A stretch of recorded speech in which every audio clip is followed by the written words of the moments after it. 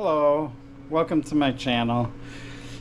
As you can see, my fat bike is behind me. And I put this blanket up to try to make it a little easier to see what's going on, because I got a lot of stuff in the basement and it makes it kind of busy. And in some of my videos it's hard to see exactly what's going on because there's a bunch of clutter in the background. So hopefully this helps some. I mean, it's still a pretty full basement, but I'm just hoping having a little bit of a backdrop adds to some clarity going on. So let's take a look at this current drivetrain. Yeah, it's not looking so hot. This is what happens when I finish riding my bike in the wintertime and don't touch it until the following fall. You can hear the shifting, but the derailleur is not doing anything. Normally when you're shifting, the derailleur moves. So notice that this is older X9. I don't even think SRAM makes X9 anymore. But my plan is a couple of years ago I updated to a 1x10 system. This used to be a 2x10. And I've been using this older derailleur, which I updated from the stock derailleur that came on this Specialized Fat Boy. But it's time for new components going on here. So let me show you what I got. Okay, here we go. So if you haven't heard of microSHIFT, they make a bunch of component groups. And one of them is this Advent X. This is a 10-speed system, but it's pretty decent, and it's lower cost than say a SRAM or Shimano. This is their highest end component group that I know of anyway. And then I'm gonna use the Shimano, XT level chain and some Jaguar Elite sealed shift kit. So I got the higher end shift cable kit and a higher end chain, and these are decent level components. I don't know what I would compare them to. Obviously it's 10 speed, so it's there's not 11 or 12 speed, but from what I hear, it's pretty decent stuff and reliable, and it's not SRAM or Shimano or Campy, right?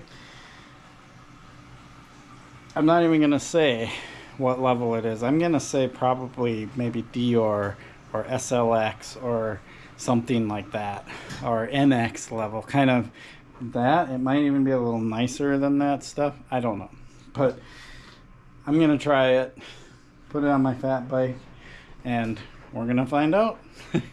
That's the whole purpose, right? Try it out, see what I think. So apparently this isn't gonna be a one evening project, because this is the end of the skewer. There's supposed to be a lever on there. There's the other end. But here is the lever, and it's snapped off. If you take a close look at it, it is super rusty. So this is what happens when I decide to be lazy and not maintain this stuff. Like in the spring when I was done riding my fat bike, or even throughout the winter, I should have probably made sure I lubed this stuff or whatever. So one of the unfortunate things is most of the newer bikes that I have through axles now. This still runs a standard quick release, and it's a 190 millimeter quick release, not a normal 135 or whatever, which was kind of the standard width before. But since it's a fat bike, it's got 190 millimeter wide spacing in the back, so I need to get 190 millimeter compatible skewer, which I don't know how easy that's going to be to find. But I'll be able to finish this project once I get a skewer. So I guess this video will be done in multiple day segments. Okay, it is the next day. The skewer is on the way. So I decided I can get everything ready on this bike, and then when the skewer arrives I can just throw it in and throw the back wheel on and, you know, check out the gears and everything. That's when I'll do the final adjustments and stuff. But I can at least like start installing things like the shifter and so on and so forth.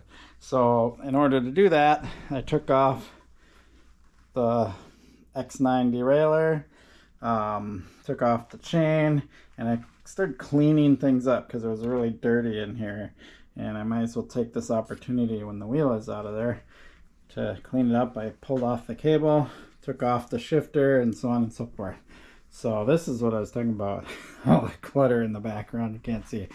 So this is a better angle. So, you know, it's pretty much ready to start assembling stuff, and the skewer will probably get here tomorrow or something like that.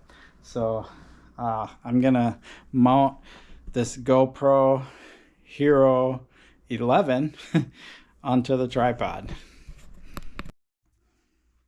Okay, so if you look closely, you can see that there's grooves in the cassette body. That's just a common thing that happens when the cassette's been on there a long time and you're torquing really hard and this and that. I'm just gonna let it be. I could get a new cassette body. It's a DT Swiss. All these parts are easily interchangeable. This probably has the easiest interchangeable system of any hub that I can think of. But let's throw the Advent X cassette on there.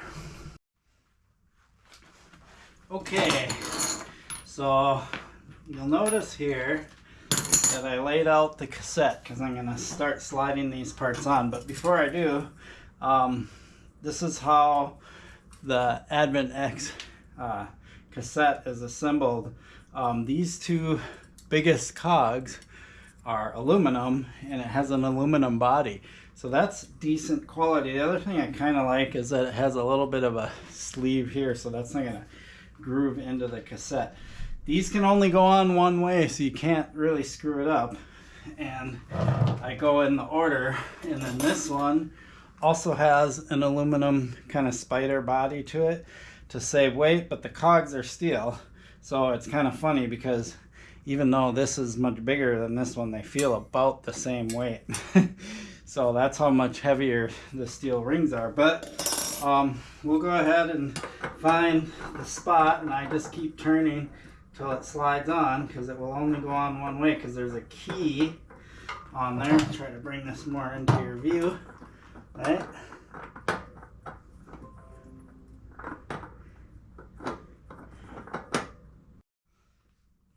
Sometimes, if it's not working out, you just do it where you line up the skinny groove in here with the skinny groove there, and then it slides right on. So you can do it that way.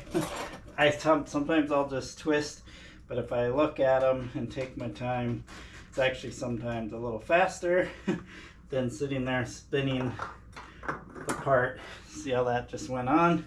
Now, I noticed there's a little spacer already built in, so I don't know which way this goes. I'm gonna guess that the number goes to the outside. I'm gonna find that little groove. There it is, and hopefully if this slides on, we know it's correct. So there's a space. Here is a spacer. I know I need it because there's no spacing between this one and that one. There's no like lip on there, so I know that's where the spacer goes. There's the small groove, and if it doesn't go on this way, we know I gotta flip it. Well, actually I know the other one went on when the numbers were on the outside. So if I flip it to where the numbers are on the outside, it works. So there you go. And you just keep going. This one I know is this way because the lip is on that side.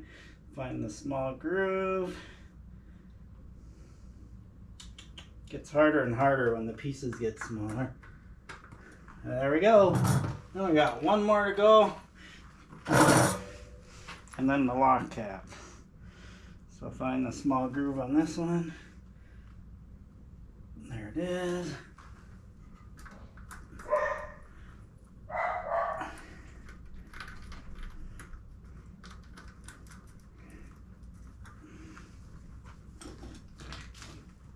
somewhere around here is the tool. There it is.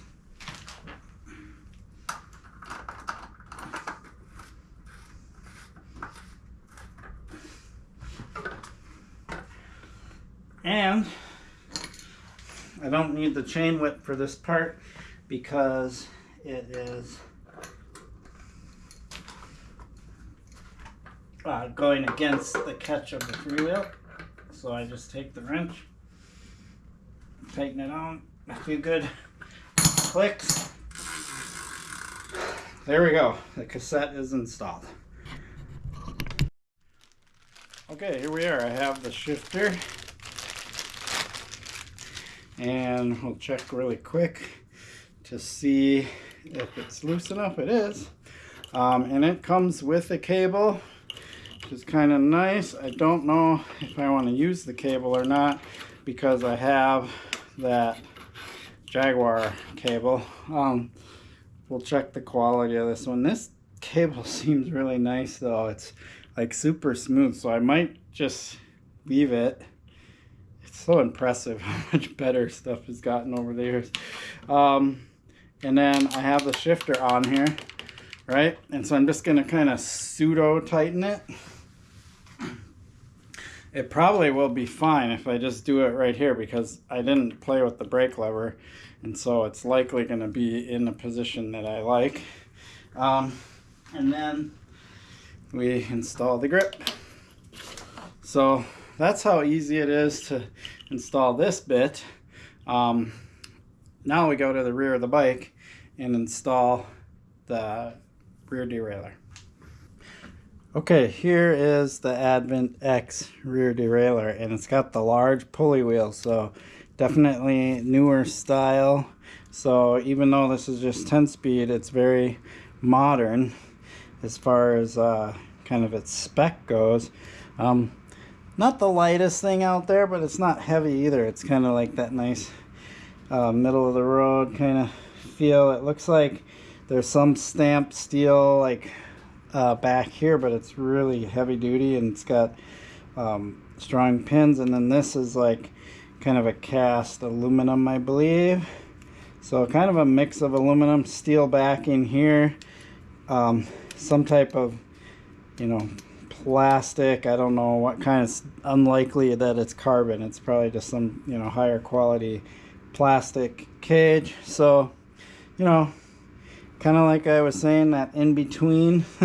So all I really need to do, you can see that this already has kind of that you know, white Loctite stuff. I guess I don't know what the white is exactly. And there's the little catch, there's the little block. So I want to get, you know, sometimes I have to wing this and figure it out every time I do it. But there's the screw that goes against that, but that wants to go against there, I believe. So then it would be like that. I'm gonna thread it in there and see if it's correct. Find the correct size. Nope, must be this one. Nope. There we go. Now, thread it in there. This is one of those things you want to make sure you don't cross thread it.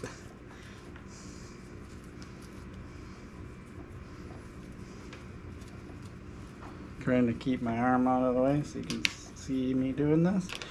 So give that a good snug, and that looks correct. Yep. So now you can see where the cable guides will come in, and this will all come together, and then this will be the arm that does all the derailleur work. Wee, wee, wee. So pretty cool. All black. That's pretty wild. So if you're ever curious about whether a derailleur is decent quality or not, you can kind of tell by how much play is in it. So I can do this with this derailleur and I can feel a tiny bit of play, but there's not a ton, and how much flex is in it.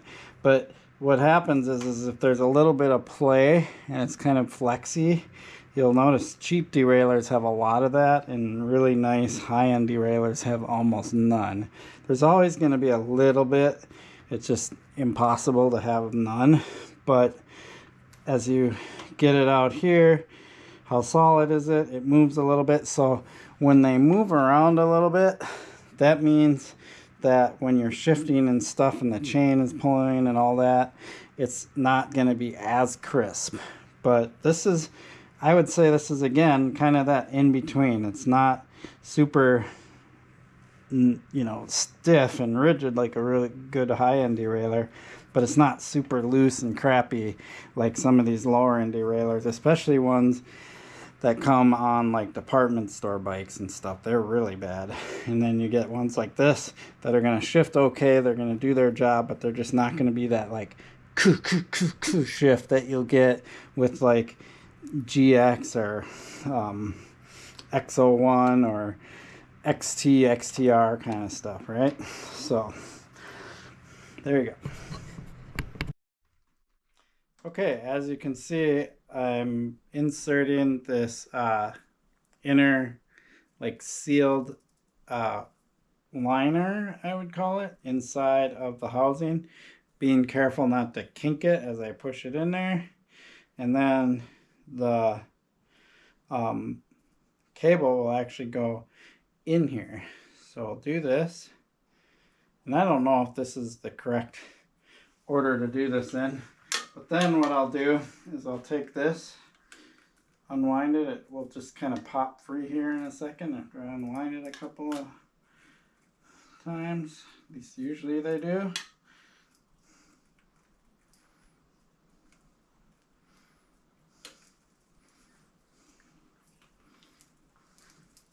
And then once I get it completely untangled, again, you don't want to kink any of this stuff, so be kind of careful with it. If you're trying to untangle it, just make sure you're not like too aggressive with it where you kink it. And then the quality of this cable is equivalent to what was on the Jaguar kit, so I'm just going to use this one. It's super smooth. And then I'm going to feed this all the way through. So in this particular case, the cable, or the housing, I should say, doesn't get cut or interrupted. It's a closed system all the way to the derailleur. You might see some bikes that have it broken up in places. You don't see that much anymore, especially not on mountain bikes, because on our mountain bikes we want this stuff to be sealed up so it doesn't get dirty. Yeah, that housing is right there. So I'm gonna get this fed through, and then we'll start mounting it to the frame and get it lined up with the derailleur. And I won't cut it until I get everything figured out. Then I'll pull the cable back so I don't cut the cable too short, and then I'll cut this to the proper length. Okay, as you can see, I have the cable in here. Of course, I haven't mounted it yet. One of the things I made sure I did was, if you look, you see these little caps on the end. You want to make sure you install those on the cables, because then they'll be a lot more solid in the little fittings. And then there's one on this side also where the brake lever is, and then the shift lever is, and then your barrel adjusters can actually turn easily, and you don't just have the cable in there. I've had cables like start to fray and move, and then your shifting gets goofy over time because this is changing. You know, it's just ideal to have these little end caps. This will need to thread through there, and then I will have a working derailleur. I'm gonna save that for when I put the rear wheel on. I'm also gonna save putting the chain on until I do the rear wheel, because I need to figure out the length, and there's a little tool here somewhere on the floor because I saw it fall out, and that tool is used, here it is, to help me check my chain length and attention and adjustments and everything. So I will use this to make sure everything's correct. Okay, so it's been more than a few days, but I finally got my skewer. Look at that. The back wheel can now go on my bike with the new cassette. And so now I can finish hooking all of this up. The new chain, got the derailleur here, got to put the cable in there, all that stuff. So one thing that I definitely do before I hook up the cable, now that I have the cassette in there, is I want to get the limit screws set. So I'll work on that, and what I do is I literally will slide the derailleur into position and make sure it lines up with that outer ring and stops there, and then make sure it can come all the way to the inner ring also, but it doesn't quite come all the way to the inner ring. It lines up to the outer ring perfect. The outer meaning, I'm actually saying this backwards. I'd say the big ring is the inner ring and the little ring is the outer ring, right? Lines up with the big ring just fine. It doesn't line up with this one quite yet. It's only lines up to maybe third gear, but not second or first. So I will go set those limit screws before I hook things up, so they visually line up, and then I'll make the fine-tune adjustments once I actually have the drivetrain all working and everything. But I like to get the derailleur in relatively ideal position before I hook everything up. It's just much easier that way, and then I know all I have to do is fine-tune it. It also gives me the opportunity to know which limit screw does what, because it's always different. Every derailleur is different. You can't just assume the top one always does the inside and the bottom one always does the outside. Sometimes it's the other way around, and blah blah. Sometimes they're marked H and L. I don't know on this one yet. I haven't looked, so I'll figure that out. Then we'll get the chain hooked up and start getting this bike working. So the way this chain works is this chain doesn't have a quick link. It's got one of these pins that you push in and you break the end off, and then it's set.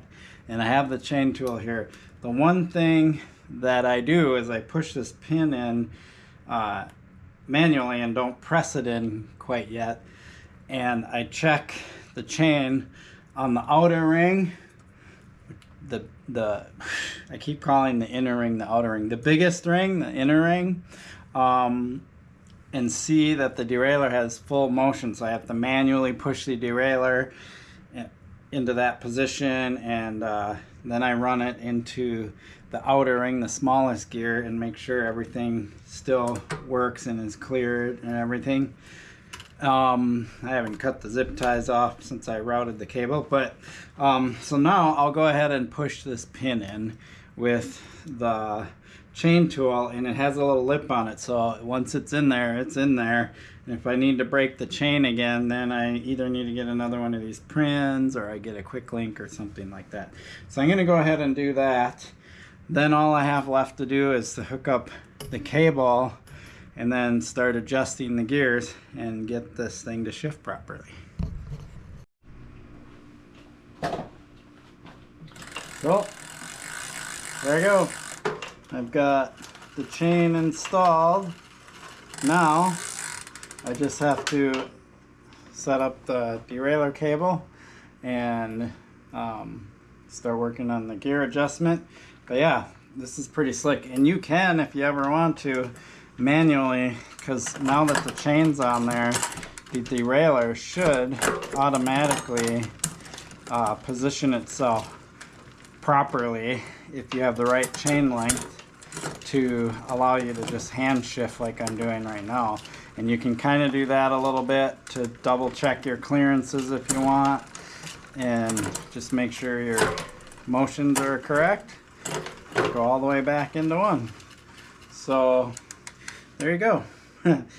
Go ahead and install the cable. I'll dial in the gears, and then we should be done here. So this is where I get to the this can't be real bit, because I just threaded this through, pulled it tight, locked this on. But this might be one of the other advantages of setting your limits first, right? Because if you watch, didn't do any adjustments yet. One click, Oh, it actually misshift there. Okay, so maybe it isn't exactly perfect, but it's really close. So what will happen is the cable will stretch a little bit, or these little fittings will settle in because they're probably not pushed all the way in. And so to do that, what I do is I go all the way into this gear. You can do this one of two ways, and then I'll push on the lever and try to get that cable to seat, and you can see that it's actually actively, now I can tug on this. Yeah, see how much looser that got? So now I can loosen this, pull the cable a little tighter, and then it'll be a bit more accurate. So these little end caps, the cable must have settled in there better on both ends, up at the shifter end and this end, and the cable could have already stretched them, who knows, right? But you want to make sure everything's seated properly, because now if you can see this, it's super loose now, so of course it's not gonna shift properly. So I'll go ahead and readjust that and then start kind of my adjustment phase, and then this bike will be ready to go. Okay, so here it is. I gotta clean up the front a little bit, but it is ready to go. Shifts like a dream. In the stand, real world is always a little different, but that's what the little barrel adjuster here is for, because once I go out and ride it, I can fine tune it with this barrel adjuster. But brand new drivetrain. Little does this microSHIFT Advent X derailleur cassette, and what else did I get? Oh, shifter. Know what it's in store for. Because it's going on my fat bike, so we know what that means. It means winter riding. But, you know, it is what it is. I should do a little better job of upkeep and maintenance of it. Make sure I do lubricate the chain a lot over the winter time, but then come spring, I just kind of throw the bike on a hook and start riding my other bikes, right? This time I'll make sure I clean things up, give it some TLC in the spring, and just, you know, so I don't end up having to do this all over again next year. But there you have it. There are a couple other things I'm considering doing to this bike. The brakes work. They're pretty decent, but I do their TRP mechanical brakes. But the rotors have some rust on it, things like that, you know. So I'm considering maybe changing out the brakes. Not sure yet. We'll see if I get around to it. Believe it or not, riding in the snow, your brakes and how well they function are not nearly as important as it is in the summertime riding on dirt. But these brakes work pretty good, certainly good enough.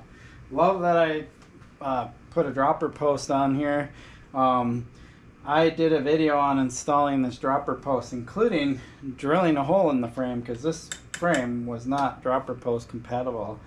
So I'll just link that video at the end of this one in the little square there if you're interested in seeing the dropper post install on this bike. Everything else, pretty good. This P&W dropper is pretty impressive. I always forget the model of this one. Oh, it's the Rainier one. If I remember right, this is the one that does handle cold weather. I think that's why I got this one. It was a few years ago, so I don't remember exactly. But this thing has been true and true, and I don't even think I've had to put air in it yet. I think it's just worked. So super impressive. There you have it. My fat bike's ready. Probably got a good month and a half. I'll probably go out and do some fall rides on this, because when there's leaves all over the trail, sometimes it's nice to have the big fat tires. So cool. I botched that one. I really appreciate your support for my channel. Please like and subscribe. Peace. Hope this footage looks pretty good on my new GoPro 11. I think that with the improved sensor, these kind of lower light settings seem to work better.